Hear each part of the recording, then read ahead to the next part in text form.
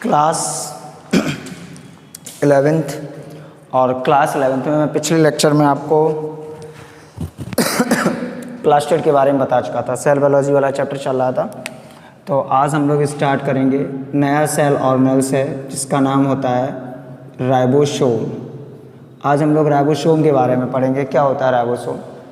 Ribosome पहली बात आपको पता होना चाहिए, ये non membrane bounded cell organelle से, मतलब इसमें आपके मेम्ब्रेन नहीं होती है।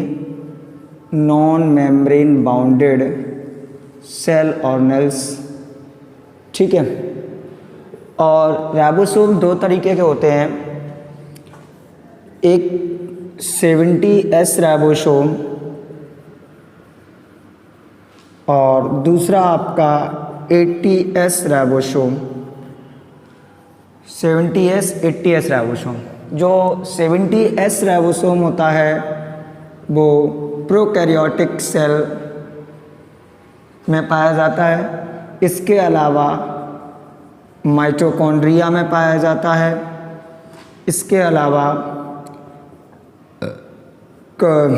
प्लास्टिड में पाया जाता है और आपका न्यूक्लियस में भी पाया जाता है। ये इतनी जगह पे पाया जाता है। 80S राइबोसोम जो होता है ये आपका यूकैरियोटिक सेल के साइटोप्लाज्म में पाया जाता है। साइटोप्लाज्म में पाया जाता है। तो ये दो तरीके के राइबोसोम हो गए, 70S राइबोसोम और दूसरा आपका 80S राइबोसोम।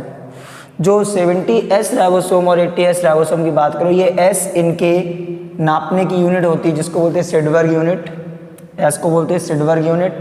अब जो 70S है, 70S राइबोसोम दो सब यूनिट से मिलके बनता है, एक 30S और एक 50S। और जो 80S होता है ये दो सब यूनिट से मिलके बनता है, 40S और 60S। ये एडिशन मैथ के रूल का फॉलो नहीं करती हैं। एक्चुअली होता क्या है, ये एक सब यूनिट हो गई 30S की, दूसरी 50S की। ये दोनों सब यूनिट एक दूसरे से ऐसे थोड़ा अंदर आके मिलती हैं और कैल्शियम आयन हेल्प करता है इनके जुड़ने में। कौन हेल्प करता है? कैल्शियम आयन हेल्प करता है इनके जुड़ने में। तो ये आपका हो गया राइबोसोम के बारे में। अब इसके बाद नेक्स्ट सेल का ऑर्गेनेल्स है साइटोस्केलेटन। इसको देख लो, एक सेकंड में नोट कर लो।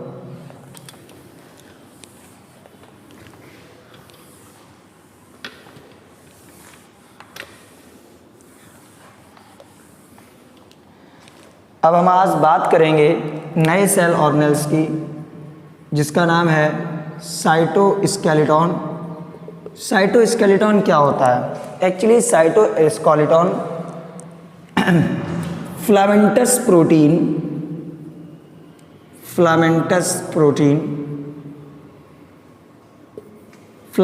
प्रोटीन के बने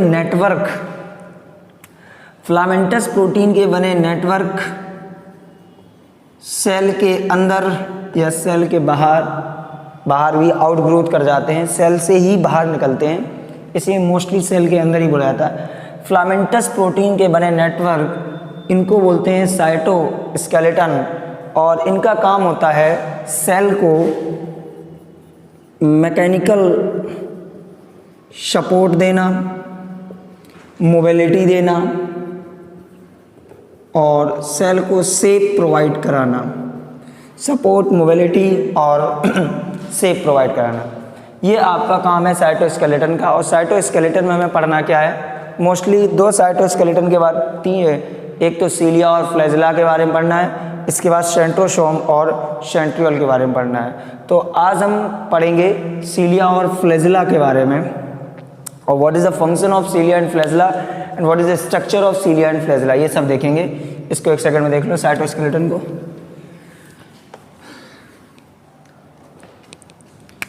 नेक्स्ट है cilia and flagella. Cilia and flagella क्या है? सीलिया एंड फ्लैजेला आपके जो होते हैं, हेयर लाइक आउटग्रोथ होती है सेल से, सेल के बाहर हेयर लाइक आउटग्रोथ होती है इनको बोलते हैं सीलिया या फ्लैजेला, सीलिया और फ्लैजेला। जो hair like outgrowth, hair like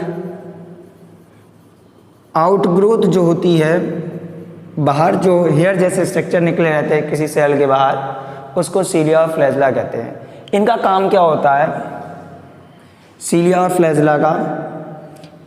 पहली बात एक बात जानो, इसमें जो छोटे वाले हैं ये छोटे वाले हैं सीलिया, और जो बड़े होते हैं वो आपके होते हैं फ्लैजेला। जो साइज़ में बड़े होते हैं वो क्या होते हैं? फ्लैजेला।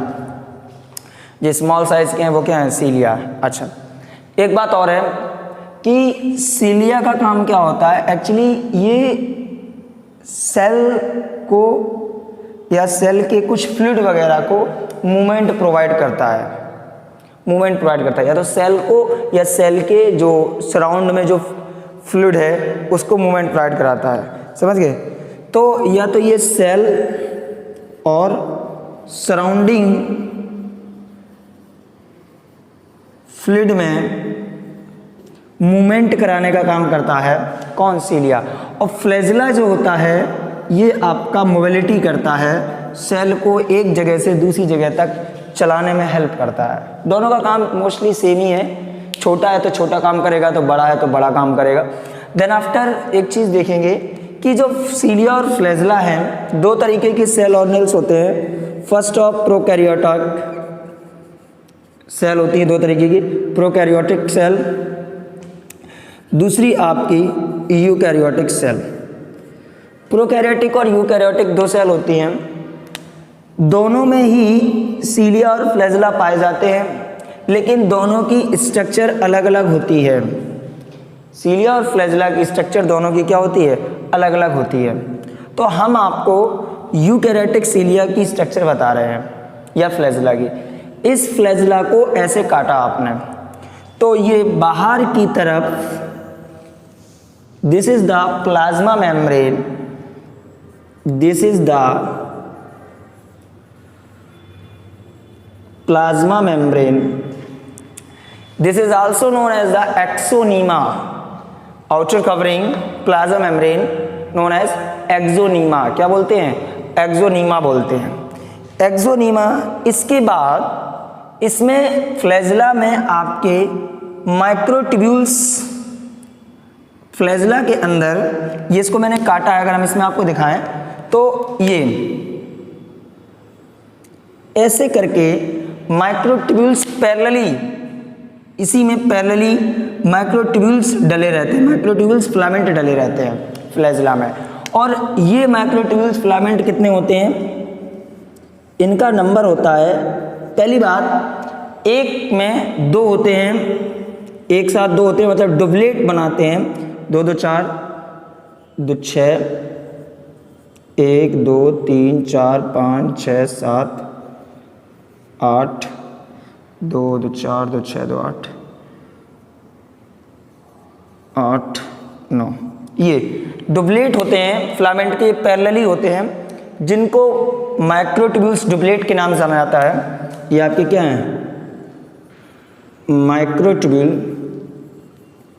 डबलेट, ठीक है। अच्छा, ये दोनों एक दूसरे से ब्रिज के द्वारा कनेक्ट रहते हैं, एक दूसरे से किसके द्वारा कनेक्ट रहते हैं? ब्रिज के द्वारा। इसे क्या बोलते हैं? ब्रिज बोलते हैं, फ्लैजेला की स्ट्रक्चर। फिर अंदर, बाहर की तरफ तो पेरिफेरी पे हैं, अंदर की तरफ ये सेंट्रल सीथ से जुड़े रहते हैं। ये फिलामेंट, जो माइक्रोट्यूब्यूल की फिलामेंट इसमें पैरेलल तैर रहे हैं, जो इसको हेल्प कराएंगे मूव कराने में। इसके अंदर जो फिलामेंट हैं, ये फिलामेंट पहली बार डबलेट रहते हैं, दो साथ में रहते हैं, और बाहर की तरफ पेरिफेरी से, अंदर की तरफ किससे? सेंट्रल सीथ से जुड़े रहते हैं। और किससे जुड़े रहते हैं मालूम है? ये एक स्ट्रक्चर निकलती है इनसे, जिस स्ट्रक्चर से ये आपके सेंट्रल सीथ से जुड़े रहते हैं, this is known as the radial spoke, this is known as the radial spoke. तो how many radial spoke? Sir 9 microtubules filament हैं, तो 9 ही रेडियल स्पोक होंगे, और 1 2 आपके अंदर की तरफ होते हैं। 2 फिलामेंट क्या होते हैं? अंदर होते हैं, ये ऐसे जुड़े हुए हैं। तो टोटल अगर बात करो तो 9 डुप्लेट के फॉर्म में, 9 कैसे होते हैं, डबलेट के फॉर्म में, और 2 अंदर की तरफ। तो this is the formula of microtubule filaments in eukaryotic cell and in prokaryotic cell 9+0, because वहां पे सेंट्रल में आपके नहीं पाया जाता है, सेंट्रल में आपके नहीं पाया जाता है। तो this is the structure of cilia and flagella. बात समझ में आई, कोई दिक्कत? तो बाहर वाली को प्लाज्मा मेम्ब्रेन या एक्सोनिन, ये माइक्रोट्यूब्यूल फिलामेंट डबलेट के रूप में एक दूसरे से ब्रिज के द्वारा जुड़े रहते हैं। फिर अंदर ये सेंट्रल शीथ से जुड़े रहते हैं। सेंट्रल शीथ से किसके द्वारा जुड़ते हैं, रेडियल स्पोक से, रेडियल स्पोक से। अंदर आपके 2 और माइक्रोट्यूब्यूल फिलामेंट, तो टोटल ऐसे 9 ये और 2 ये, तो 9+2। और प्रोकैरियोटिक सेल में ये आपके नहीं होते हैं सेंटर वाले, तो this is the formula of prokaryotic 9+0। Okay, note कर लो। आज की क्लास में इतना ही काफ़ी है, कल के लेक्चर स्टार्ट करेंगे।